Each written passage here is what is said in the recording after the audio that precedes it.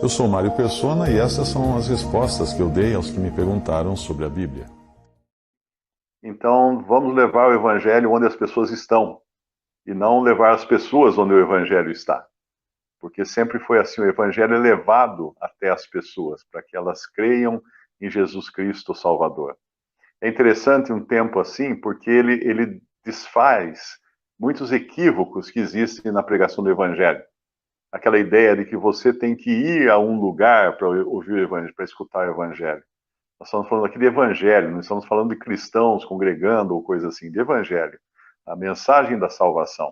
Outro equívoco que está sendo quebrado, está sendo destruído, é a ideia de que o Evangelho é algo para enriquecer, para você ser próspero no mundo, para você ter muito dinheiro, muita riqueza, trocar de carro, muita saúde. E hoje nós vemos que isso aí está sendo um problema para aquelas mega igrejas, mega pastores, milionários, porque eles estão com um tremendo de um abacaxi nas mãos agora, com seus templos caríssimos e de manutenção muito custosa, e não sabe como pedir dinheiro agora para as pessoas que não estão indo lá, elas estão em casa, né? Vão ter que fazer outra maneira de pedir dinheiro. Mas a ideia do evangelho de prosperidade, ela é falsa, porque ela prega que se você for fiel, você contribuir com o seu dízimo, com as suas ofertas, Deus vai abençoar você. Isso não é verdade, isso é mentira.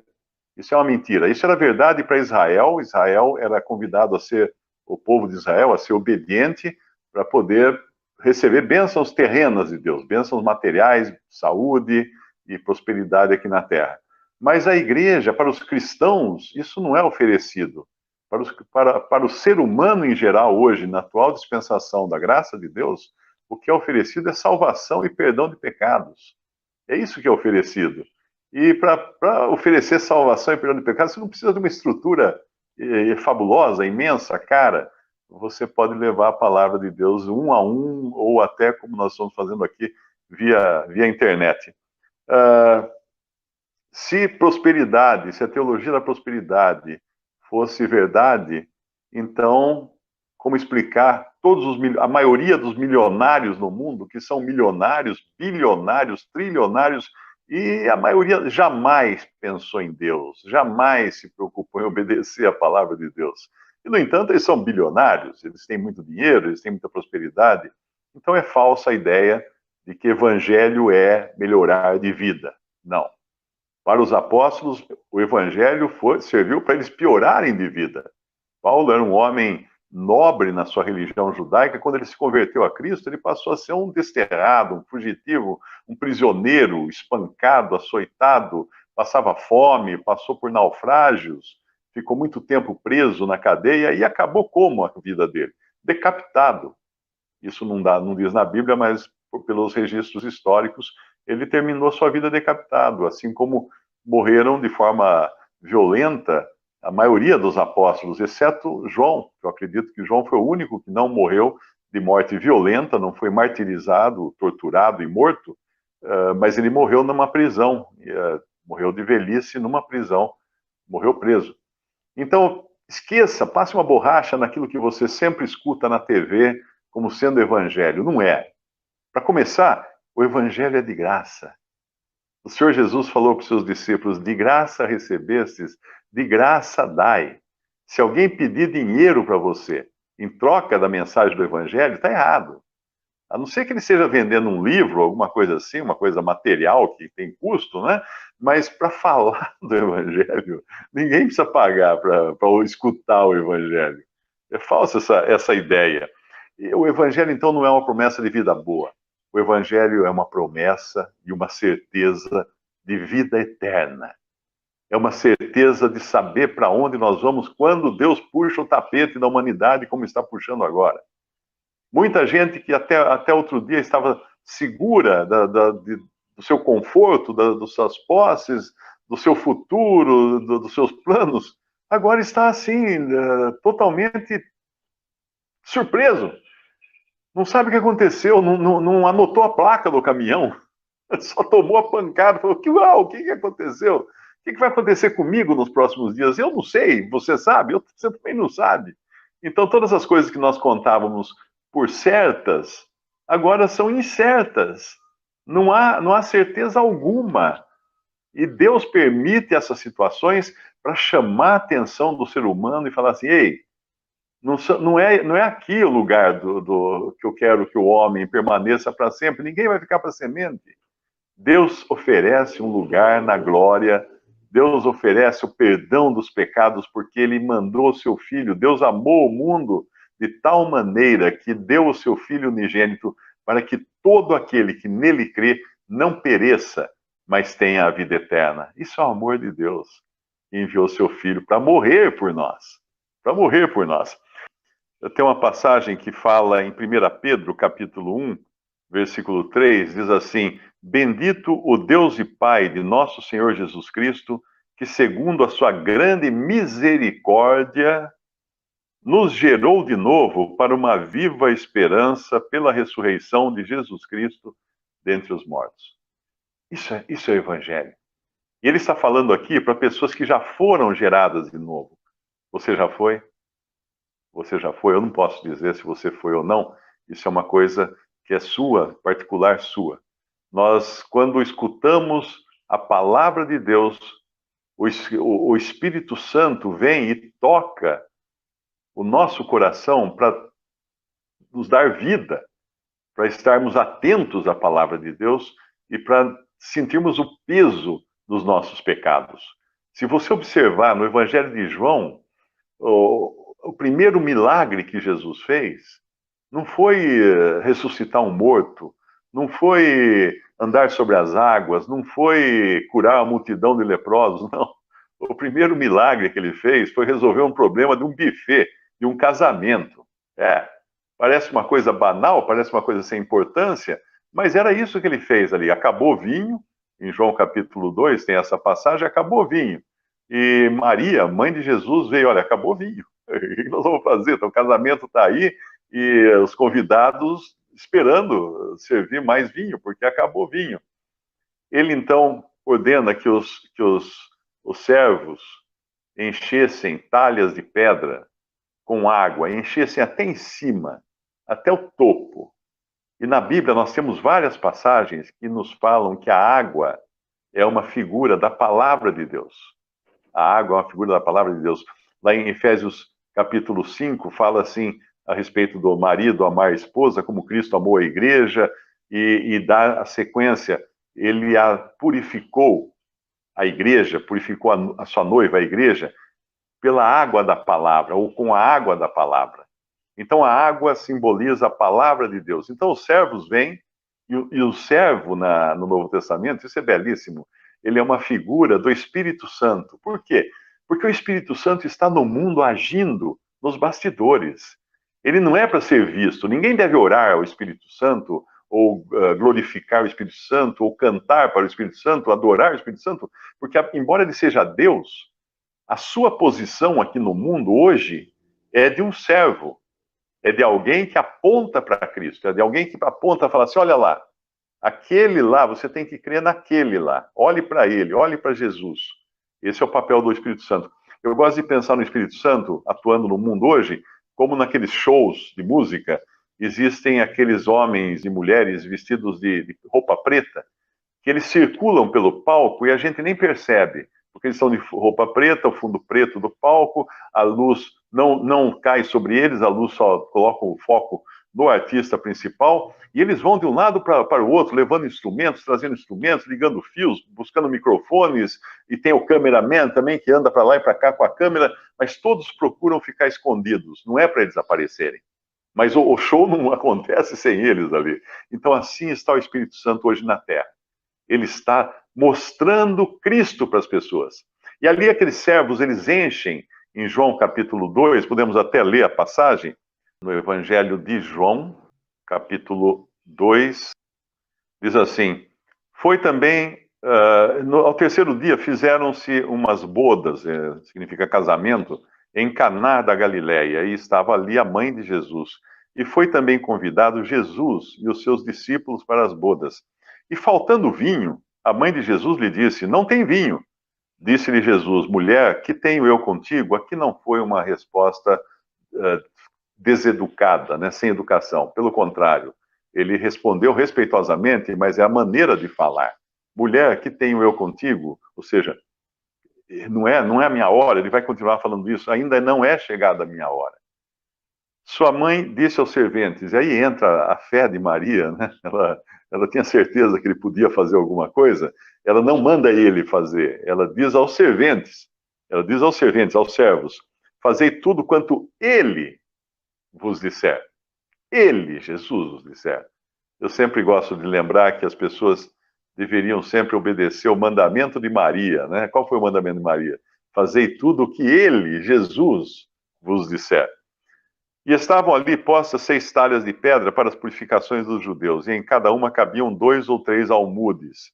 Disse-lhes Jesus, enchei de água essas talhas, e encheram-nas até em cima. E disse-lhes, tirai agora e levai ao mestre-sala.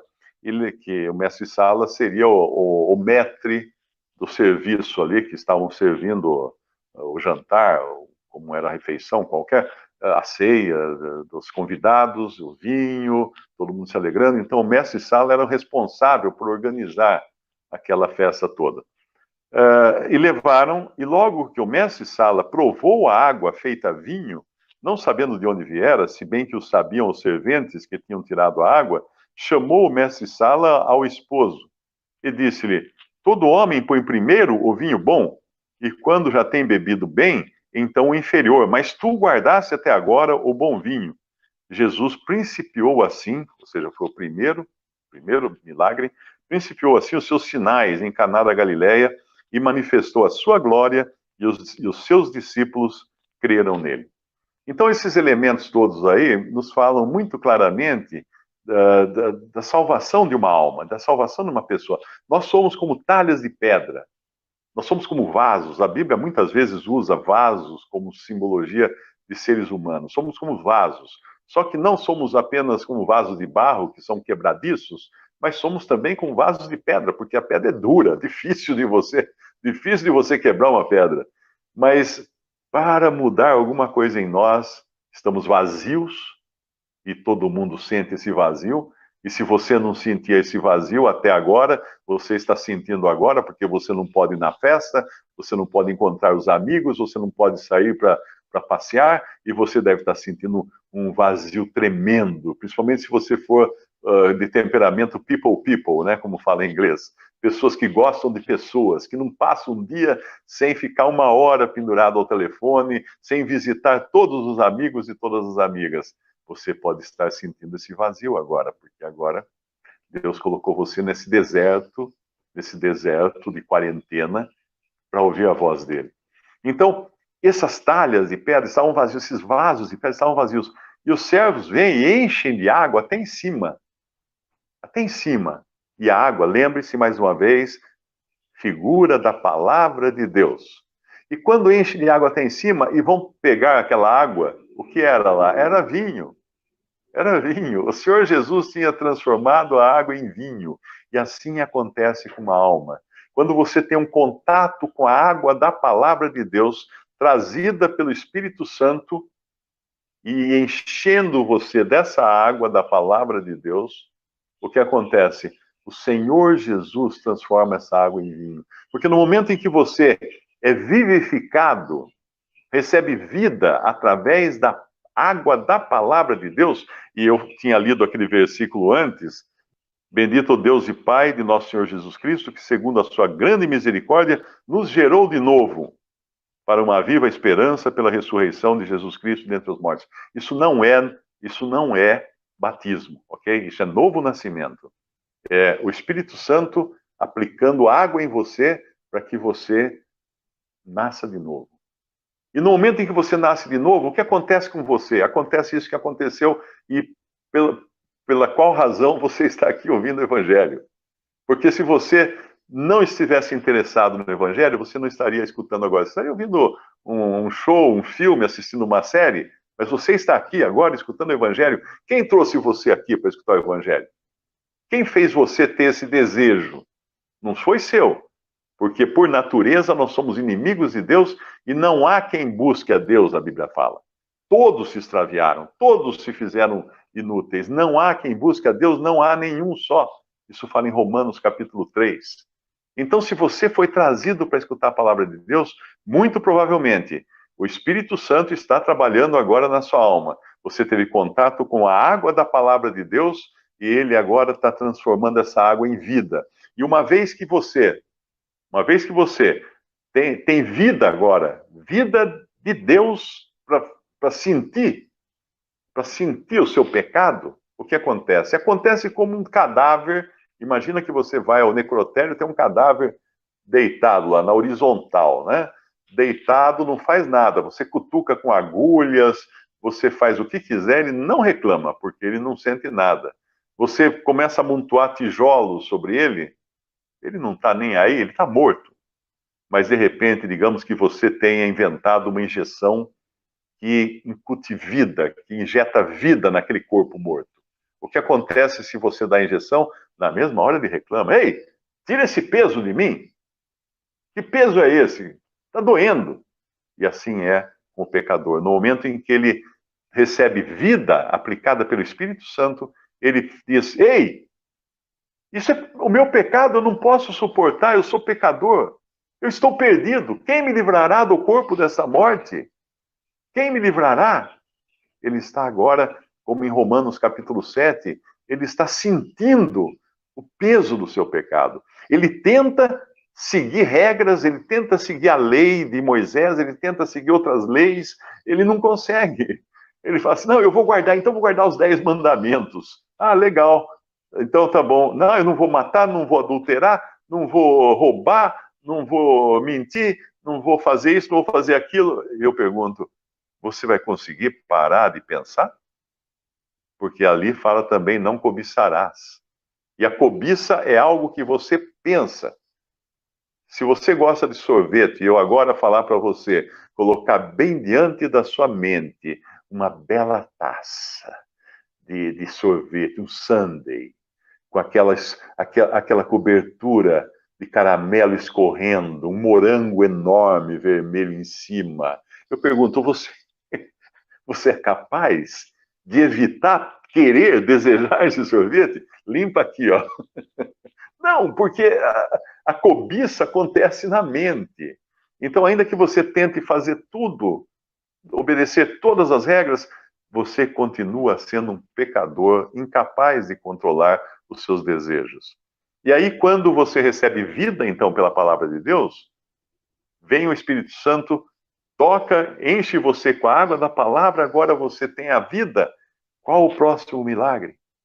É você escutar o evangelho da graça de Deus, que é: Cristo na cruz levou sobre si os pecados de todos aqueles que creem. Por que ele veio a esse mundo? Jesus veio ao mundo. Ah, um espírita dirá: ah, para ele dar o exemplo, para sermos como ele, para nós ficarmos um espírito elevado e blá, blá, blá, blá, blá, blá, e reencarnarmos trocentas vezes para depois atingirmos, sei lá, o nirvana, se for algum oriental, ou um hospital lá não sei aonde. Não, não. Cristo não veio apenas, ele deu exemplo, mas o exemplo dele me condena.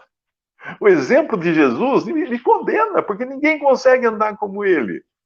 Se fosse pelo exemplo dele que eu seria salvo, eu estava perdido. A não ser que eu fosse hipócrita. Não, estou seguindo o exemplo de Jesus. Está nada, cara. Ninguém consegue. Porque ele é Deus e homem, perfeito, em todo o seu andar aqui. Jamais pecou. Ele fala aos fariseus, né? Quem pode me acusar de pecado? Ele não tinha pecado, e não tinha capacidade de pecar, e não tinha possibilidade de pecar, porque era Deus e homem. Se ele pecasse, não teria como salvar ninguém mais. Mas como veio esse homem perfeito, puro, santo, sem defeito, porque os cordeiros que se sacrificavam no Antigo Testamento, durante o judaísmo, segundo a lei de Moisés, eles tinham que ser puros, sem mancha, sem defeito. Eles tinham que ser perfeitos. E assim veio Jesus. E ele foi sacrificado numa cruz aqui. Assim como os cordeiros eram sacrificados no Antigo Testamento, no lugar do pecador, mas como um símbolo apenas, porque o sangue de bodes e de cordeiros não pode tirar pecado. Então ele lembrava, aquilo ali anunciava que um dia Deus iria oferecer um cordeiro verdadeiro, sem pecado, puro e manso, corretíssimo. E quando ele entra no mundo, João Batista aponta para ele, assim, para os discípulos de João estão ao lado de João. João Batista aponta para Jesus e fala assim: eis o Cordeiro de Deus que tira o pecado do mundo. Ali estava a consumação, a antítese de todos os sacrifícios do passado. Todos aqueles milhares de animais que foram sacrificados apontavam para um só: o verdadeiro Cordeiro de Deus que iria tirar o pecado do mundo. Então ele entra no mundo, ele tem uma vida santa para mostrar as suas credenciais, que ele era o único que poderia substituir o pecador no sacrifício, no juízo de Deus e no sacrifício, e ele vai até a cruz, ele se deixa pregar numa cruz. E na cruz ele morre porque ninguém matou ele. Ninguém matou Jesus. Ele mesmo fala numa das passagens no Evangelho: ninguém tira a minha vida, eu de mim mesmo a dou. Mas como isso? Bem, entenda que o pecado trouxe a morte. Quando Adão e Eva pecaram lá no Jardim do Éden, eles começaram a morrer espiritualmente, corporalmente. E o pecado, pelo pecado de um homem entrou, por um só homem entrou o pecado no mundo, e com o pecado a morte. Mas Jesus não tinha pecado. Como ele ia morrer sem pecado? Era impossível. Então, na cruz, ele entrega a sua vida. Tanto é que ele dá um brado e entregou sua vida. E surpreende, inclusive, os soldados que vêm quebrar suas pernas, porque na época eles quebravam as pernas dos criminosos para eles ficarem pendurados só pelos braços, não conseguirem respirar e morrer mais rápido, por asfixia, por cansaço, por esgotamento. Mas eles chegam e falam: mas esse, como? Esse já morreu? Eles quebram as pernas de um malfeitor, dos dois que estavam ao lado dele, quebra a perna do outro, chega nele, não quebra a perna. Por quê? Porque ele já estava morto. E cumpria, inclusive, uma profecia do Antigo Testamento que dizia: nenhum osso lhe será quebrado. Olha que coisa maravilhosa. Mas ele entregou a sua vida. Só que uma coisa muito importante você precisa entender aqui: todo homem, todo ser humano é pecador. Eu, você, todos. Nascemos pecadores. E nascidos pecadores, existe apenas um caminho para o homem: ser salvo. Porque perdido ele já está. Nunca pense que o destino humano é tipo uma bifurcação, onde eu paro no meio da bifurcação e falo assim: vou tomar o caminho de cá ou de lá, o da perdição ou da salvação. Isso aí tem uns quadros, inclusive. A intenção é muito boa, né? Mas está errado, porque é uma bifurcação, né? Aqui vai para o inferno, aqui vai para o céu. Não é assim. Nós nascemos destinados já, por causa do pecado, o pecado nos destinou à perdição. Então só tem uma opção. Só tem uma opção, não é nem uma alternativa, né? Porque alternativa você tem quando tem mais de uma. Opção é a única que existe, que é a salvação. E para sermos salvos, nós precisamos ser castigados pelos nossos pecados. Mas espera aí, o castigo pelo meu pecado, pelos meus pecados, seria a condenação eterna no lago de fogo, o juízo de Deus eternamente. Então não tem escapatória para mim? Tem, porque veio um e morreu no meu lugar. E não só morreu, recebeu os meus pecados ali na cruz e pagou por todos eles ali, sofreu por todos eles. É como se uma eternidade de juízo que eu merecia foi condensada em 3 horas de trevas numa cruz, e Jesus ali pagou os meus pecados. Agora, uma coisa interessante, né? Um pecador não redimido, um pecador que rejeite o Evangelho, que não queira aceitar Jesus como seu Salvador, ele, quando morrer, ele irá ser julgado por Deus por causa dos seus pecados e lançado no lago de fogo. Ele vai ser lançado lá, depois ele vai estar até o seu corpo, ele vai estar vivo. Ele vai viver eternamente no lago de fogo com o seu corpo, com todos os sofrimentos. Ah, mas espera aí, mas é fogo, mas fogo... A Bíblia fala que é fogo porque é a única coisa que a gente poderia compreender como sendo um destino horrível, que dói demais, que é tremendamente dolorido. E, tendo um corpo, ele vai sentir isso. Ele vai sentir isso depois da morte. Agora, Jesus, na cruz, ele sentiu isso antes da morte. Você se lembra, tem uma passagem onde fala do rico e Lázaro, o rico está, os dois morreram, o rico está no Hades, o Hades não é ainda o lago de fogo, o Hades é uma posição ou uma condição de morte, a alma e o espírito sem o corpo, isso é o Hades, e Lázaro já estava no seio de Abraão, que é uma representação da presença de Deus. E nessa história que Jesus conta, o rico fala, tenho sede. Peça para Lázaro trazer água, molhar a ponta do dedo, né, na água e vir me refrescar a língua, me saciar a sede. Repare, ele tinha sede. Como é que ele podia ter sede se ele não tinha um corpo? Dá para explicar? Dá, claro que dá para explicar. Você conhece alguma pessoa que teve um braço ou uma perna amputados? Essa pessoa sente dor no braço ou na perna. Essa pessoa desvia de móveis, como se o braço estivesse ali. Porque ainda que não exista mais fisicamente, existe. Na mente dela existe.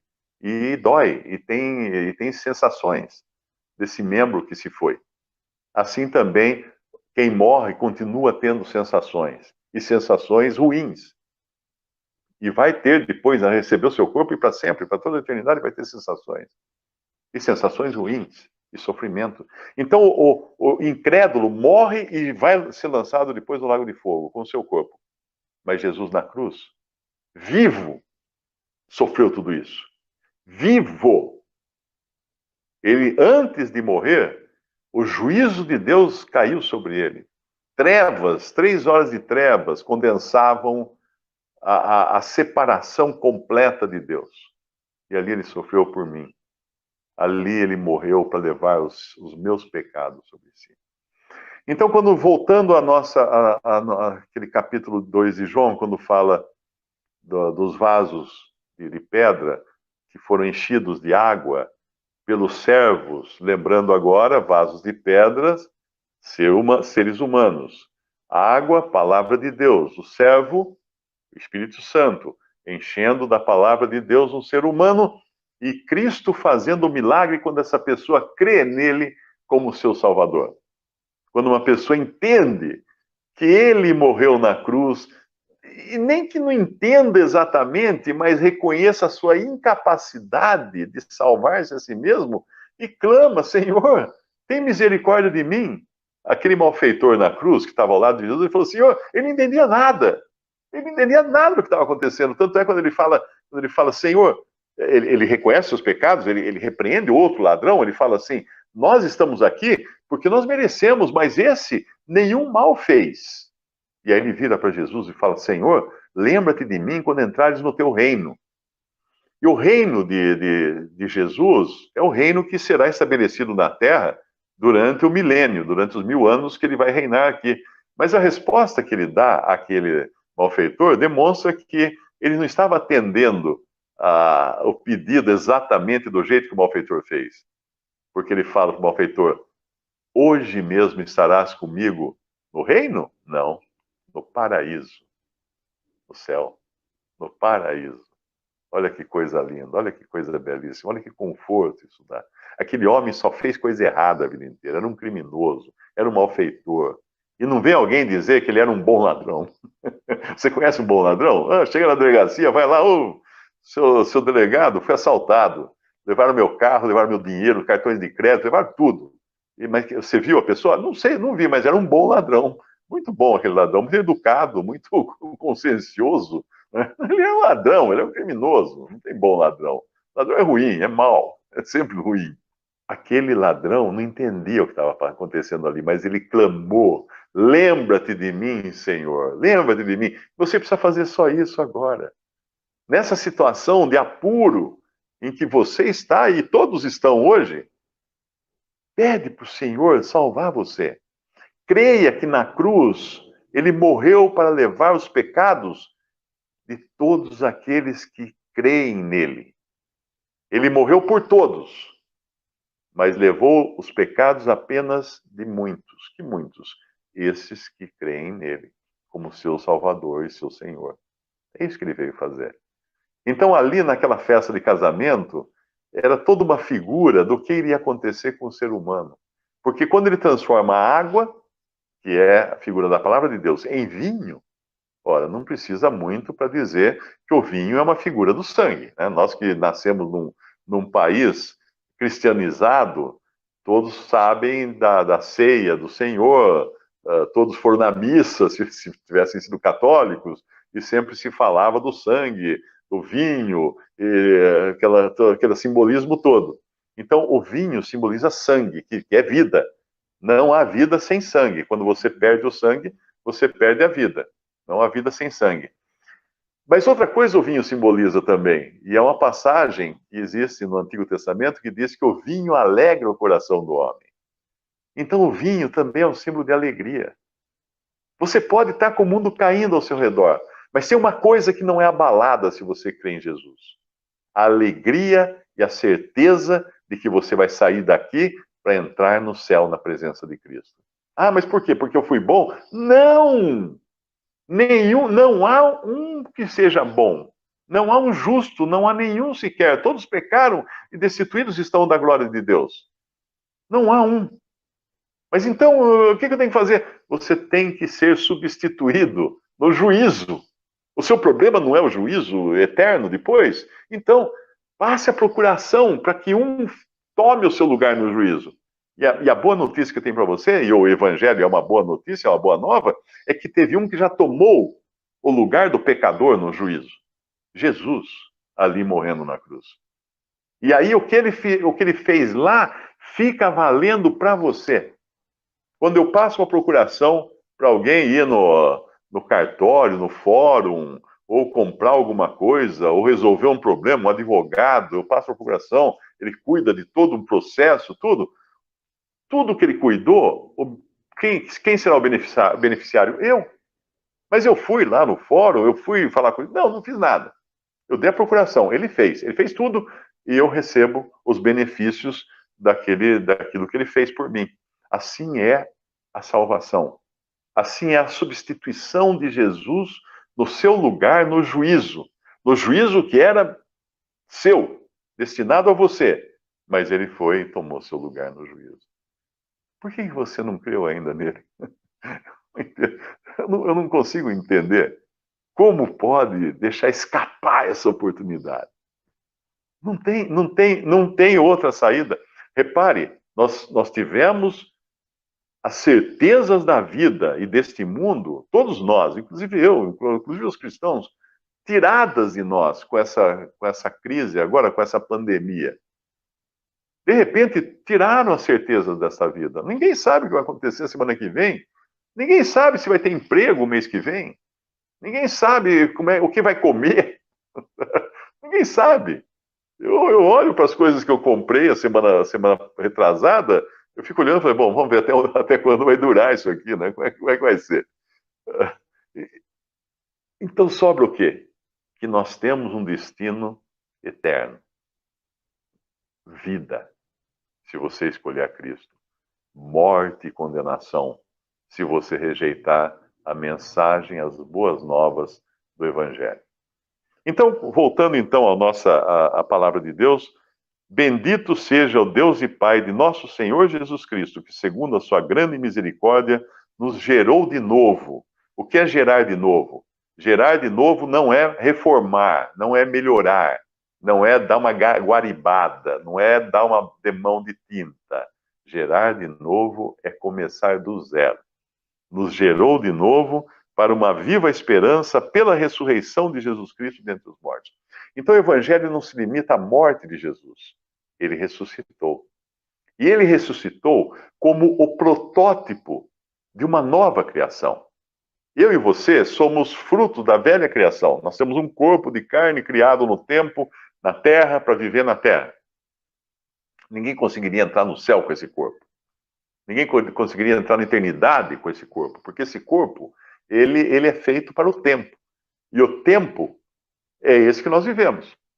O tempo foi criado junto com a matéria. Quando Deus criou a matéria, criou o tempo. Einstein já falava isso, que era impossível existir tempo sem matéria e matéria sem tempo. As duas coisas são juntas. Não poderia haver uma coisa sem outra. Então, eu e você temos um corpo, fomos criados no tempo, dentro de uma criação que é aquela que vem desde os dias de Adão. Uma velha criação. E ele não vai, Deus não vai reformar essa criação. Ele já condenou esse homem criado em Adão na cruz. Quando Cristo morreu na cruz, ele estava pondo um fim, estava pondo uma pedra em cima do velho Adão, do velho homem, da velha linhagem humana. Para depois, na hora que ele saiu da sepultura, ressuscitado, ele dava início a uma nova criação. Uma nova criação. O pecado entrou por um homem, Adão. O pecado saiu por um homem, Cristo Jesus. E agora ele é o protótipo dessa nova criação. E se alguém está em Cristo, nova criação é. As coisas velhas já passaram e tudo se fez novo. Mário, mas você está aí com esse mesmo corpo de 65 anos de idade e vem me falar que você é novo? Sou. O corpo é velho. O corpo é velho. Mas a vida agora que eu tenho, a vida que eu tenho pela fé em Cristo, a vida que Deus me deu quando eu criei em Jesus como meu Salvador, é uma vida eterna. É uma vida que não vai terminar nunca. Esse corpo vai deteriorar, vai ficando cada vez mais pelanca, cada vez mais ruga, e vai morrer se o Senhor Jesus não voltar antes. Mas aí, ressurreição. O Senhor Jesus morreu e ressuscitou. Ele não ressuscitou num corpo etéreo, flutuando no espaço. Não, ele ressuscitou num corpo de carne e ossos. Tanto é que quando os discípulos chegam para ele, Tomé não quer acreditar, ele fala: Tomé, põe o dedo na minha ferida, põe o dedo, olha minhas mãos, Tomé, põe o dedo do meu lado aqui. Veja que eu não sou espírito. Veja que eu não sou um espírito, não sou um fantasma, não sou uma assombração. Eu tenho carne e ossos, ele fala para os discípulos dele. Porque ele ressuscitou num corpo, mas é um corpo, uau, não é igual antes, o corpo humano feito para a terra. É um corpo feito para a eternidade. Um corpo que logo depois da ressurreição, ele entrou sem bater. Os discípulos se trancaram com medo, eles não sabiam que Jesus tinha ressuscitado ainda. Veio Maria, avisou eles que tinha, mas eles não estavam acreditando. Então eles se trancaram de medo dos judeus, da polícia religiosa, dos fariseus. Eles se trancaram num cômodo e de repente entra Jesus, sem bater e sem abrir a porta. Ele apareceu no meio deles e disse: paz seja convosco. Ah, que palavra linda essa! Depois de ressuscitado, ele trouxe paz para o coração daqueles discípulos. E o que você hoje pode ter imediatamente, se crê em Jesus, é paz. Paz. Esse mundo está desmoronando aqui em volta, assim como as minhas pelancas estão cada vez desmoronando mais. Mas a paz no meu coração ninguém vai tirar, ninguém pode tirar. Eu deixo-vos a paz, a minha paz vos dou, o Senhor Jesus falou. Não vou lá dou como a dá o mundo. Não dou a paz, a minha paz como o mundo dá. Por que ele falou isso? Porque o mundo tem uma paz. O mundo oferece uma paz. O mundo dá uma paz. Ei, acabaram de tirar essa paz de nós aqui, o coronavírus, esse pequenininho assim, ó, veio e zupt, tirou a nossa paz. Porque a paz que o mundo oferece, a paz que os pregadores da prosperidade oferecem, é uma paz efêmera. Basta um vírus para acabar com tudo. Mas a verdadeira paz, essa permanece. Então, ele deixou a paz para aqueles que creem.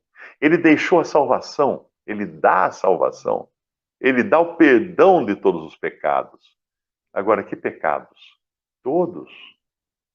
Mas espera aí, se eu pecar amanhã, o seu perdão está garantido. Mas aí não vale, aí eu vou perder essa salvação, então não vai. Porque quando ele morreu na cruz e levou os pecados de todos os que iriam crer nele, nenhum deles tinha pecado ainda, porque nem tinha existido. Não tinha sequer existido, mas ele já estava pagando ali os pecados. Quando você pega o tempo, a história da humanidade, todos os que viveram antes de Cristo foram salvos ou foram perdidos? Os que creram foram salvos. Creram onde? Creram que Deus iria prover uma solução para o pecado. Talvez não soubesse exatamente como seria, as revelações foram dadas ao povo de Israel, foi dada a Abraão, mas isso já vinha desde lá do Éden. Então, se Adão contou para alguém o que Deus havia prometido lá no Jardim do Éden, essa pessoa já devia estar sabendo que Deus ia providenciar um homem, um descendente da mulher, não descendente do homem, da semente da mulher, Deus daria um que pisaria na cabeça da serpente. Então, antes de Cristo, todos os que creram nessa mensagem, ou nessa noção, nessa ideia, colocaram fé de que Deus iria resolver o problema, porque Deus iria prover um que pisaria a cabeça da serpente, foram salvos. Receberam a salvação. É como se eles comprassem no crediário, aquele que você compra hoje e só paga o mês que vem. Era uma salvação no crédito, não é? Depois de Jesus, todos os que creem nele, já é uma salvação que já foi consumada, já foi paga. Então existe salvação dos dois lados da cruz. Mas é uma salvação perfeita. Uma salvação que não se perde. Uma coisa que me espanta, sabe qual é? Eu converso com muita gente, eu recebo centenas, milhares de mensagens. E agora, meu amigo, com esse negócio de ficar todo mundo em casa, você não imagina como é que está a minha caixa postal. Eu não tenho condições de responder mais. Eu estou deixando de responder porque é humanamente impossível. Todo mundo está em casa sem fazer nada e fala assim: o que eu vou fazer hoje? Vou fazer uma pergunta para o Mário. Mário, com quem casou Caim? Qual era a cor da sandália de Abraão? Qualquer coisa assim. Fora aquelas teorias conspiratórias, né, que chegam. Hoje chegou uma para mim: olha, Mário, escuta esse áudio, o cara profetizando que vai acontecer um clarão no céu. Eu escutei um pouquinho, já desisti. Um clarão no céu e para você não sair de casa, porque se você sair vai entrar um demônio e não sei o quê, e você tem que passar um óleo em você. Daí ele falou um óleo de. Ele não conseguia lembrar o que óleo era. Eu quase ajudei no áudio. Eu falei assim: óleo de peroba, não é? Porque eu sou um cara, muito cara de pau para falar um negócio desse. Então, uma pessoa hoje escreve para mim e não tem a certeza da salvação. Não, eu sou crente, eu sou cristão, ou eu sou católico, mas eu sou cristão. Jesus morreu para me salvar, legal. Se você morrer agora, quando você vai? Ah, não sei. Eu espero ir para o céu. Meu filho, Jesus falou assim: quem ouve a minha palavra e crê naquele que me enviou, tem a vida eterna. Não entrará em juízo, mas passou da morte para a vida. Olha os verbos. Quem ouve, quem escuta a minha palavra, a qualquer tempo, e crê, tempo presente, naquele que me enviou, Jesus falando isso, tem a vida eterna. Isso é posse já. Tem a vida eterna. Não entrará em juízo, ou seja, não vai passar pelo juízo final. Mas falam tanto que eu tenho que passar. Cara, você vai passar pelo juízo final para quê? Você ia chegar na presença do grande trono branco, quando Cristo vai julgar os pecadores pelos seus pecados, e ele ia falar: o que você está fazendo aqui? Seus pecados não foram todos lançados sobre mim lá na cruz? O que você veio fazer aqui então? É claro, uma situação até irreal, né? Porque ninguém vai se apresentar diante do grande trono branco de Cristo para julgar os pecados dos homens se não tiver pecados para serem julgados. Como alguém pode não ter pecados para ser julgado? Porque os seus pecados já foram julgados lá na cruz. E quando você creu em Jesus, ele perdoou todos os seus pecados. Olha que coisa linda. Então, as pessoas me escrevem sem a certeza da salvação. O cara vai na igreja de manhã, à tarde e à noite, dá tudo que ele tem para o pastor, pregador, ou missionário, ou seja lá quem for, e não tem certeza da salvação, porque ele acha que a salvação é uma recompensa por bom comportamento, é uma recompensa por boas ofertas, é uma recompensa pelo que ele faz para Deus. Não! Em Efésios capítulo 2 fala: pela graça sois salvos. E isso é pela fé. E isso não vem de vós. É dom de Deus para que ninguém se glorie. Pela graça. Por que chama graça? Porque é um favor imerecido. Você não merece, eu não mereço, ninguém merece, mas quando você crê em Jesus como seu Salvador, Deus dá a você esse presente de graça. Para nós terminarmos, eu estou vendo um desespero geral ali no noticiário de investidores que veem suas ações subirem, despencarem, subirem, despencarem, e estão pensando nessa hora, errei o investimento, aí daqui a 5 minutos, opa, não, eu acertei, comprei as ações certas, daqui 10 minutos, blá, blá, caiu tudo, perdi tudo que eu tinha, e assim vai, nesse sobe e desce. Essa é a vida daquele que se diz cristão e nunca creu verdadeiramente na salvação eterna, na obra de Cristo.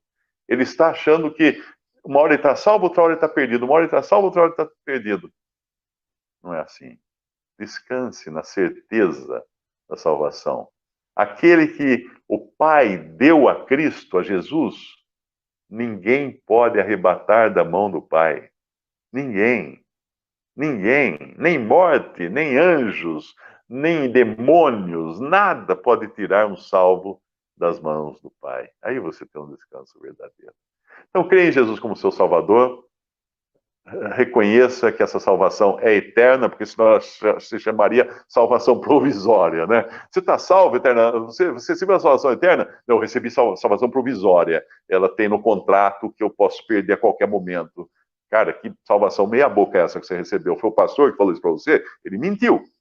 Uma vez conversando com um pastor pentecostal, eu falei para ele da certeza da salvação eterna, e ele falou assim, Mário, eu sei que uma pessoa que crê em Jesus nunca vai perder a salvação, mas eu não posso pregar isso na minha igreja, porque senão ela fica vazia.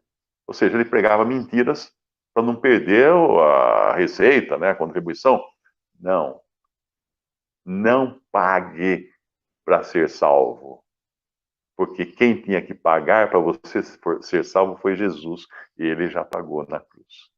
Receba, aceita agora a salvação que ele dá por graça.